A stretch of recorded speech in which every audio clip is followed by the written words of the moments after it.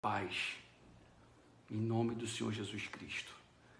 Nós colocamos aí como título, nós colocamos Mundo de Trevas.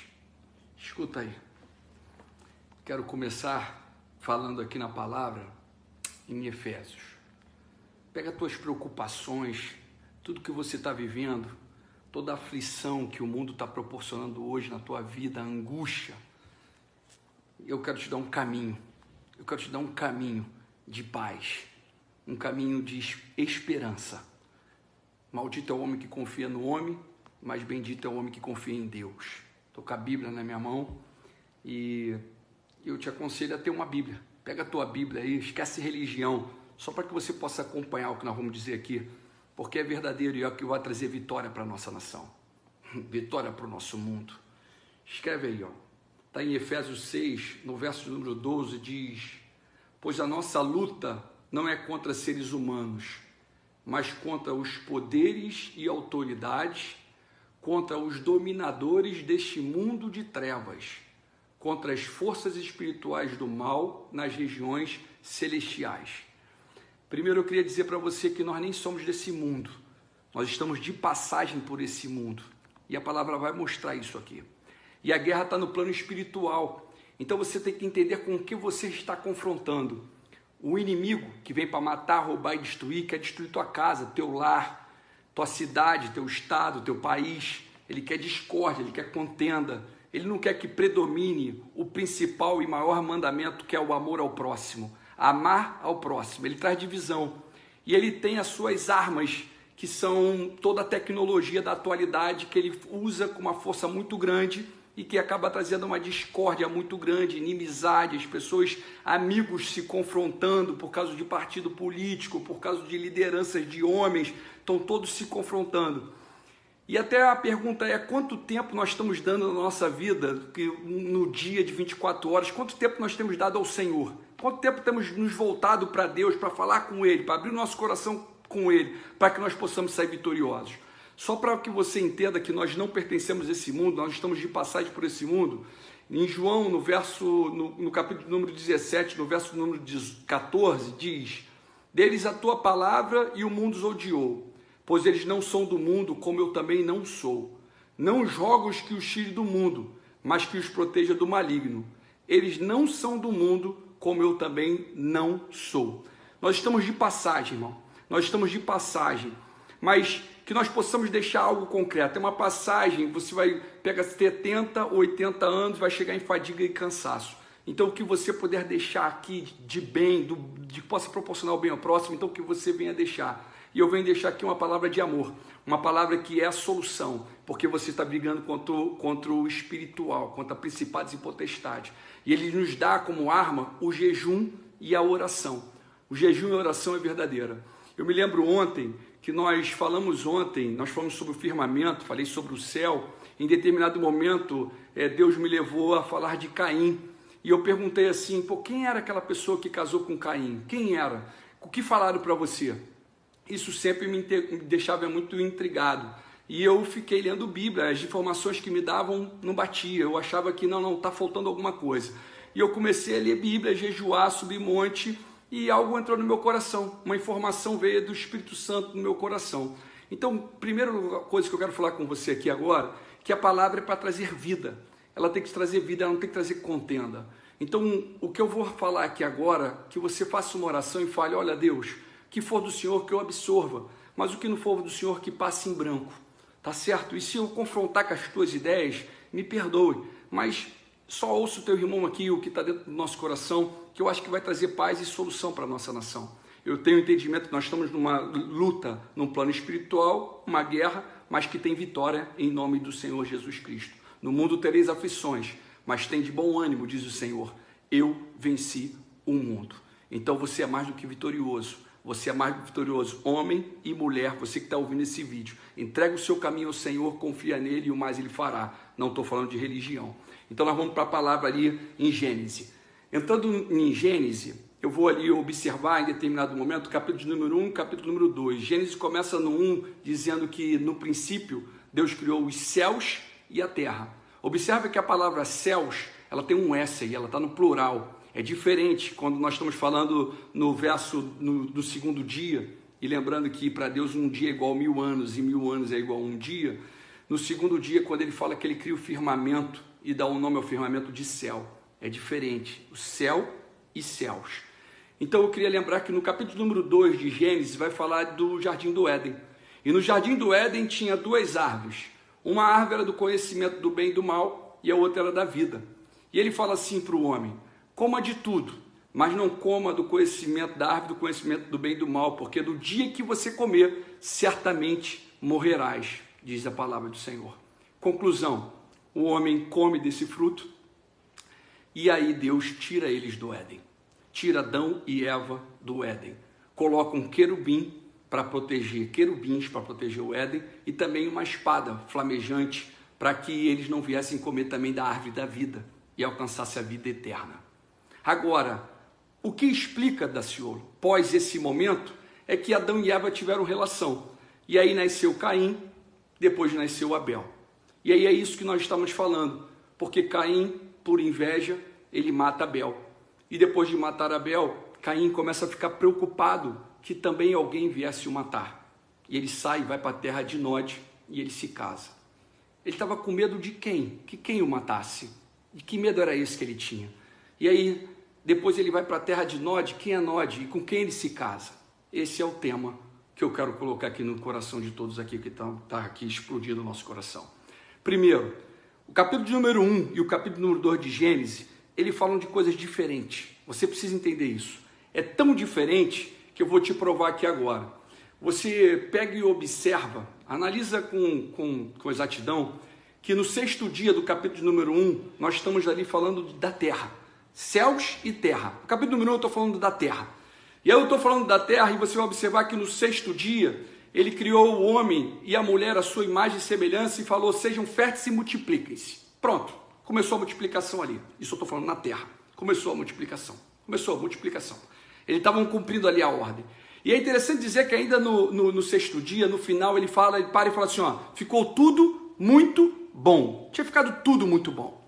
E aí eu vou de volta ali para o capítulo número 2, no Éden, onde se encontrava a árvore da vida e a árvore do conhecimento do bem e do mal. A palavra de Deus, ela se conecta de Apocalipse, de Gênesis a Apocalipse. Você vê que tudo está acontecendo, Éden está acontecendo no capítulo número 2. Quando eu vou para o capítulo número 2 de Apocalipse, 2, verso 7, vai dizer assim: olha, aos vencedores desse mundo, eu darei o direito de comer da árvore da vida que se encontra no paraíso de Deus. Paraíso de Deus, árvore da vida, Éden. Nós estamos falando, não estamos falando mais da terra, já é diferente. Nós estamos falando de um outro momento, de um outro local, de um outro cenário, um cenário espiritual. Nós estamos falando do Éden. Aos vencedores desse mundo, dessa luta que nós estamos vendo aqui, essa tribulação, essas discórdias, essas mortes, guerra, rumores de guerra que nós estamos vivenciando. E dizer, rapidinho, só para me lembrar aqui, ó, ninguém sabe o dia e a hora, nem o Filho, nem os anjos, somente o Pai. Então para de querer adivinhar quando vai ser o fim, quando vai ser a vinda do Senhor, porque só Deus sabe esse momento. Então eu estou nesse exato momento dizendo para você que houve o pecado, o homem come do fruto que não era para comer e ele é lançado na terra. Ele sai do Éden, paraíso de Deus, jardim de Deus, e é lançado na terra, do capítulo número 1, onde já tinha uma multidão lá, já tinha um galerão lá. Tanto é verdade isso, tanto é verdade que se você for para o capítulo número 6, ainda de Gênesis, você vai parar e vai observar o seguinte: os homens, eles cumpriram o que Deus mandou, eles tiveram muitos filhos e filhas. Os filhos de Deus observaram que as filhas do homem eram bonitas e eles começam a ter relação com elas. Quem teve relação com elas? Aqueles que saíram do Éden. Quando saiu do Éden, muitos vão falar assim: não, Adão e Eva tiveram muitos filhos. Olha só, houve muitos filhos, houve, mas preste atenção como é que acontece. Primeiro vem Caim, depois vem Abel. Caim mata Abel. Olha a felicidade que Eva fica quando nasce Sete. Você sabe a felicidade que fica? Deixa eu aqui para gente, para você visualizar. Olha só o que acontece aqui, ó. Olha a felicidade, olha como é que ela fala com uma felicidade muito grande. Olha o nascimento de Sete. Novamente Adão teve relação com sua mulher, e ela deu à luz outro filho. a quem chamou de Sete, dizendo: Deus me concedeu um filho no lugar de Abel. Oh, glória! Visto que Caim havia matado. Olha só como é que é o interessante dizer aqui, ó. Até esse momento, antes do nascimento de Sete, nós estamos falando que Adão estava com menos de 130 anos, no máximo 130 anos, mas Adão viveu 930 anos. Você observa que Adão, olha como é que vai falar depois ainda em Gênesis 5, no verso de número 3, vai dizer: aos 130 anos, Adão gerou um filho à sua semelhança, conforme a sua imagem, e deu-lhes o nome de Sete. Agora observa, depois gerou Sete, Adão viveu 800 anos, gerou outros filhos e filhas, depois de Sete, ele teve outros filhos e filhas. Mas é interessante aqui ainda frisar a todos, e o entendimento de todos, que no capítulo de número 6, que eu falei aqui, eu vou ler aqui também, observa em Gênesis: quando os homens começaram a multiplicar-se na terra e lhes nasceram filhas, os filhos de Deus viram que as filhas do homem eram bonitas e escolheram para si aquelas que lhe agradavam. Então disse o Senhor: por causa da perversidade do homem, meu espírito não concederá com ele para sempre, ele só viverá 120 anos. Observa que Caim, quando ele, depois de matar Abel, e ele vai se casar, ter um relacionamento com uma mulher que está no capítulo de número 1, no verso 1, do homem, da mulher que multiplicou e cresceu, aí eu estou falando do filho de Deus, e aí eu estou falando do homem. Quando ele tem relação ali com ela, Caim havia matado uma pessoa, mas dentro da descendência de Caim, existia um senhor que se chamou Lameque. Esse Lameque não é o Lameque da descendência de Sete. Esse Lameque, ele matou um homem e depois matou um menino. Então o mal predominou. É esse mal que ele está falando aqui, ó. Quando teve essa relação um para com o outro, dos filhos de Deus com os filhos do homem, começou uma maldade ainda maior. E aí Deus diminui o tempo de vida do homem na terra. Porque Matusalém, por exemplo, viveu 969 anos. Olha aí como é que foi longo. Então, por causa da perversidade disso, as coisas mudam. Daciolo, como é que é isso? Por que isso? Olha, meu irmãozão, isso é o que está escrito na palavra e é o que Deus colocou no meu coração. Quando eu vou aqui em Apocalipse, e eu volto aqui em Apocalipse 2 para você, vai ficar muito claro que no Éden é um outro cenário, é o paraíso, é o jardim de Deus, é onde nós vamos voltar. Aos vencedores desse mundo, nós vamos nos encontrar lá. Naquele momento, observe aqui, 2,7 diz: aquele que tem ouvidos, ouça o que o Espírito diz à igreja. Aos vencedores darei o direito de comer da árvore da vida que está no paraíso de Deus. Você é um vencedor, varoa, você é um vencedor, varão. Isso é o que Deus colocou no meu coração. E outros falam assim, não, foi os anjos caídos que se relacionaram, e aí nasceu os nefilins. Já ouviu falar dos nefilins? Nefilins eram homens grandes, altos. Primeiro, os anjos, eles nem se casam, nem são dados em casamento. Então você precisa dar uma meditada aí, vai em Marcos, vai falar isso. E você vai contemplar isso em Marcos. Eu posso aqui confrontar essa palavra aqui agora, para que você não venha falar mais isso. Até porque, o confronto foi assim, em determinado momento perguntaram a Jesus assim, Jesus, um homem casou com uma mulher e ele morreu, e ela não deu filho. Moisés falou que o irmão dele mais velho assuma ela e venha ter filho com ela. Esse irmão, esse homem, ele tinha 7 irmãos. Todos se casaram, tiveram relação com essa mulher e morreram. Aí eu pergunto, e na ressurreição, de quem ela vai ser casada? Ela vai casar com quem? Olha o que o Deus fala. Vai lá em Marcos. Dá um pulinho em Marcos e você vai entender o que eu estou falando. Então esse papo que os anjos caídos se relacionaram com a mulher, e aí teve os nefilins, não bate. Para. Eles não se casam nem são dados em casamentos. Olha o que diz aqui a palavra do Senhor. Vai lá em Marcos 12, no verso de número 24, 25, vai dizer assim, Jesus respondeu-lhes: vocês estão enganados, pois não conhecem a Escritura nem o poder de Deus.